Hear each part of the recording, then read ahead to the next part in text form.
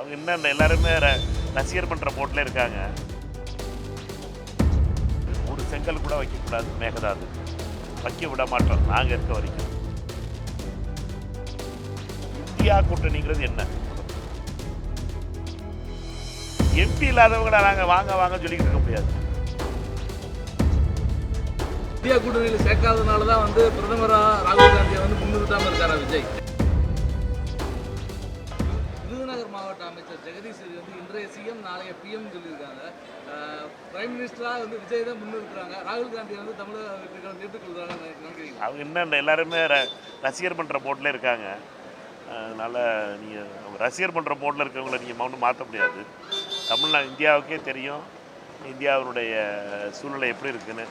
அமித்ஷாவும் மோடியும் சேர்ந்து ஒவ்வொரு எதிர்க்கட்சிகளுடைய அதிகாரங்களையும் பிடுங்குவதிலும், இடியையும் சிபிஐயும் உபயோகப்படுத்தி பயமுறுத்துவதிலும், கட்சிகளை உடைப்பதிலும், ஜனநாயகத்தை இல்லாமாக்குவதிலும், குறிப்பிட்ட விதத்தில் டீலிமிட்டேஷன் எப்படியாவது கொண்டு வந்து அசாம் மாதிரி ஒரு சூழ்நிலையை உருவாக்கி புது தொகுதிகளை வரைவு செஞ்சு எந்தெந்த பூத்தெல்லாம் பாஜகவுக்கு ஓட்டு போட்டாங்களோ அந்த பூத்தெல்லாம் டாட்டாக கனெக்ட் பண்ணி ஒரு தொகுதியாக உருவாக்கி அந்த தொகுதியில் பாஜக எம்பிக்களை உருவாக்குறதுக்காக திட்டமிட்டு இருக்குது பாஜக.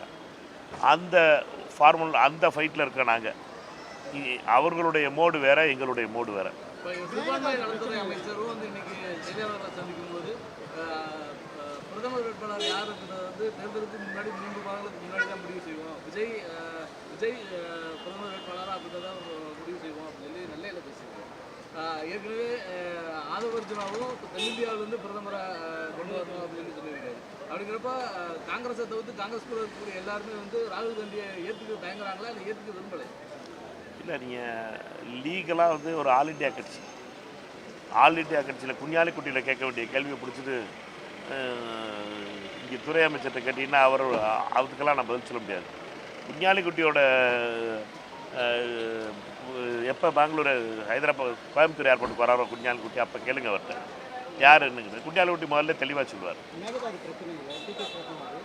உங்களுக்காக தான் நாங்கள் டேம் கட்டுறோம், எங்களுக்காக இல்லைங்கிறது. ஆனால் நீங்கள் தாவேக்கால கூட்டணியில் இருக்கீங்க. ஆனால் இங்கே மேகதாதும் நாங்கள் கட்ட மாட்டோம், ஒரு செங்கலை கூட ரெட்டை நிலையாக இருக்கிறோம். நீங்கள் ஒன்று ரொம்ப தெளிவாக புரிஞ்சுக்கணும். ஒரு ஊருக்கும் இன்னொரு ஊருக்கும் தண்ணி பிரச்சனைக்கே நம்ம கோர்ட்டுக்கு போகிறோம். ஒரு மாவட்டத்துக்கும் இன்னொரு மாவட்டத்துக்கும் இந்த தண்ணி பிரச்சனை. இது காவிரிங்கிறது ஒரு மாநிலத்துக்கும் ஒரு மாநிலத்துக்குமான பிரச்சனை. ஏன் எங்களை பொறுத்த மட்டும் நாங்கள் தமிழ்நாடு காங்கிரஸ் கமிட்டியை சார்ந்தவர். எங்களுடைய நிலைங்கிறது ஒரு செங்கல் கூட வைக்கக்கூடாது மேகதாது, வைக்க விட மாட்டோம் நாங்கள் இருக்க வரைக்கும். இதுதான் எங்களுடைய நிலை.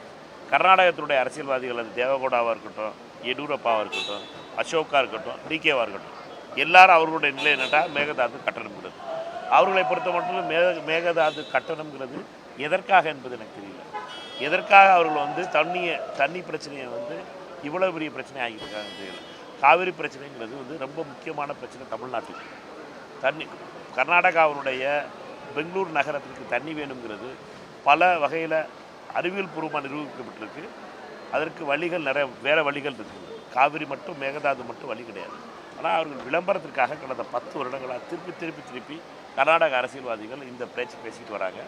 இப்பொழுதும் மத்திய அரசு அதை திருப்பி மாற்றிருக்கு. இதில் ரொம்ப முக்கியமான பொறுப்பு மத்திய அரசுடைய கையில் இருக்குது. மத்திய அரசு அனுமதி கொடுக்கலைன்னா மேகதாது கட்ட முடியாது. நாங்கள் அழுத்தம் கொடுக்குறதெல்லாம் மத்திய அரசுக்கு தான்.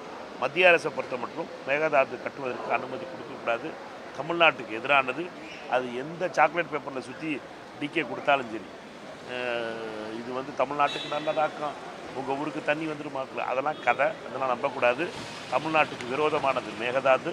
தமிழ்நாடு காங்கிரஸ் கட்சி முழுமையாக மேகதாதுவை எதிர்ப்பதற்காக என்ன நடவடிக்கை எடுக்கணுமோ எடுக்கும். இந்தியா கூட்டணியில் தாவேகா இருக்கா இல்லையா பிரதர்? திமுகவும் இருக்கா இல்லையா? இந்தியா கூட்டணிங்கிறது என்ன? இந்தியா கூட்டணிங்கிறது டெல்லியில் மோடி அமித்ஷாவை எதிர்த்து எம்பிக்கள் உள்ள கட்சிகள் எல்லாம் சேர்ந்து இந்தியா கூட்டணி அமைச்சிருக்கு. எம்பிக்கள் உள்ள கட்சிகள் எந்தெந்த கட்சிகள்லாம் இருக்குது? 26 கட்சிகள் சேர்ந்து அந்த இந்தியா கூட்டணி ஏப்ரல் மாதம் வரைக்கும் நடந்துக்கிட்டு இருந்துச்சு. மே மாதம் 4ஆம் தேதிக்கு அப்புறம் அதிலிருந்து ஒரு கட்சி நாங்கள் இந்தியா கூட்டணியில் இல்லை, நாங்கள் இந்தியா கூட்டணி வெளியே போகிறோம், இந்தியா கூட்டணி அழிஞ்சு போச்சு அப்படின்னு சொல்லிட்டு சாபம் போட்டுட்டு வெளியில் வந்துட்டாங்க. அது யாரும் தெரியும் உங்களுக்கு. அதுக்கடுத்து அவங்களோட சேர்ந்து சைலண்ட்டாக 2 பேர் உருகிட்டு வந்துட்டாங்க. டிஎம்டிகேயும் கமலஹாசன் கட்சியும் அவங்களும் சைலண்ட்டாக வந்துட்டாங்க. அவங்களும் இந்தியா வெளியில் சொல்ல மாட்டாங்க நாங்கள் இந்தியாவில் கூட்டணிக்கு எங்களுடைய அந்த கூட்டத்துக்கு வரதில்லை. 23 கட்சிகள் தொடருது.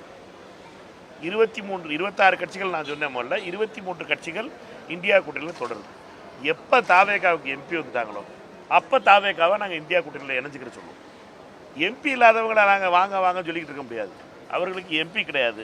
எம்பி இருந்தால் தான் இந்தியா கூட்டணியில் சேர்த்துக்குவோம். குவாலிஃபிகேஷனை யார் டிக்கெட் எடுத்து இந்தியா கூட்டணியில் சேர்க்காதனால தான் வந்து பிரதமராக ராகுல் காந்தியை வந்து முன்னிறுத்தாமல் இருக்காரா விஜய்? ஏன்னா விஜய் வந்து இது வரைக்கும் பிரதமராக வந்து ராகுல் காந்தி முன்மொழியவே இல்லை. ஆனால் இதுக்கு முன்னாடி ஸ்டாலின் இருந்தப்போ வந்து அவர் துணிச்சலாம் முதலே சொல்லியிருந்தார் தேர்தல் வரட்டும், பிரதமர் வேட்பாளர் வந்து ராகுல் காந்தி தான். ஆனால் அந்த வார்த்தை தாவக்கால் வந்து யாருக்குமே வரல. தேர்தல் வரட்டும்.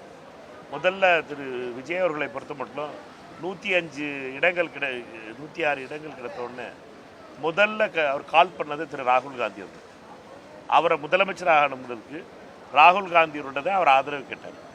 முதல் கடிதம் கொடுத்ததுங்கிறது ராகுல் காந்தி, காங்கிரஸ் கட்சி தான் கடிதம் கொடுத்துச்சு. அதனால் தாவேகா அவருடைய இன்றைய அமைச்சர்கள் எல்லாருக்கும் அந்த உண்மை தெரியும். அவர்கள் எல்லாம் அமைச்சராகுவதற்காக காங்கிரஸ் கட்சியினுடைய ஆதரவு முதல்ல வந்துச்சு. இல்லாட்டா அமித்ஷா கதை முடிச்சிருப்பார். எல்லா கதையும் முடிச்ச நேரம் கட்சியை உடைச்சி அண்ணன் பழனிசாமி முதலமைச்சர் ஆக்கியிருப்பாங்க. அவர்களை பொறுத்த மட்டும் இந்த இந்த நிலை எல்லாருக்கும் புரியும். தேர்தல் வரட்டும். திரு விஜய் அவர்கள் சரியான நேரத்தில் சரியான எப்போவுமே அவர் ரொம்ப கம்மியாக தான் பேசுவார். பேச வேண்டிய நேரத்தில் பேசுவார்னு நினைக்கிறேன். சட்டமன்றத்தில் வந்து வாக்குப்போர் அதிகமாக இருக்குது. பல்வேறு கட்சிகள் சங்கி வெளியிட்டு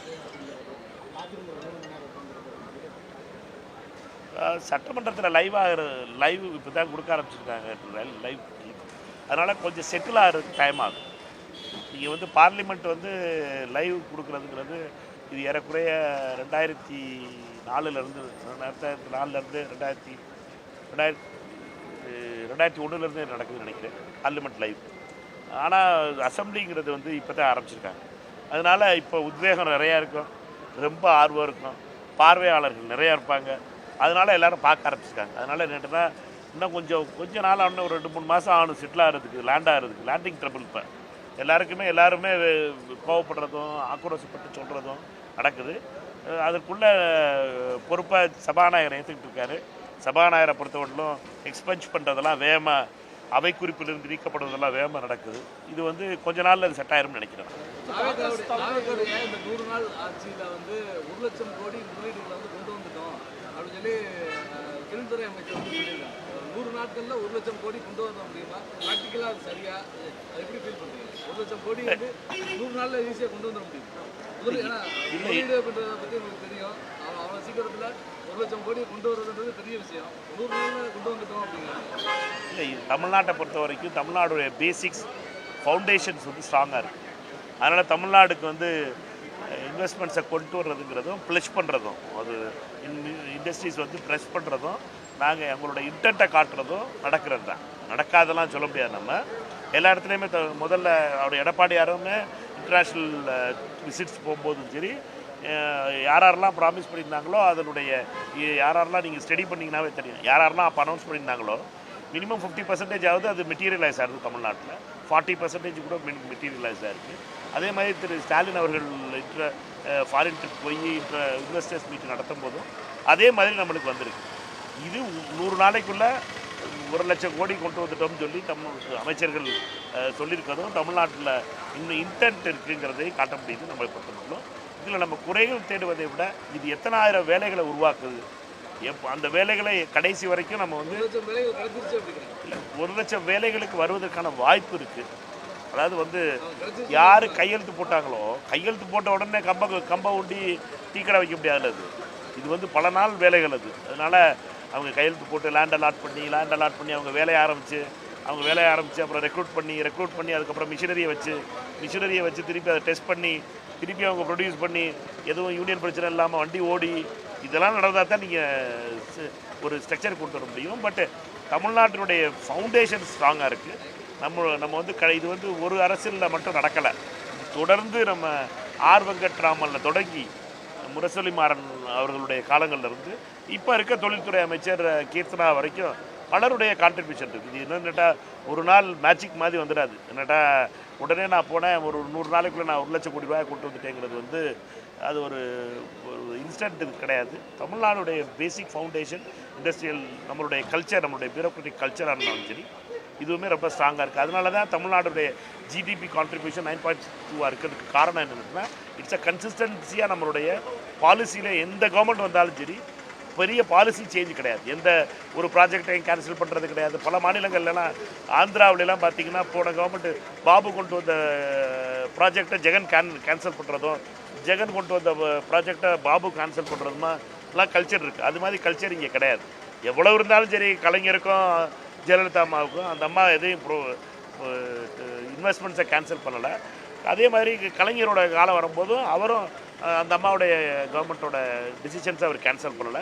எடப்பாடியாரும் அதே மாதிரி ஃபாலோ பண்ணார். அதே மாதிரி அண்ணன் ஸ்டாலின் அவர்களும் ஃபாலோ பண்ணார். தெர் இஸ் நம்மளுடைய அட்மினிஸ்ட்ரேட்டிவோட ஒரு கன்சிஸ்டன்சி இருக்குது. அதனால் இன்வெஸ்ட்மெண்ட் கொடுக்குறோம்.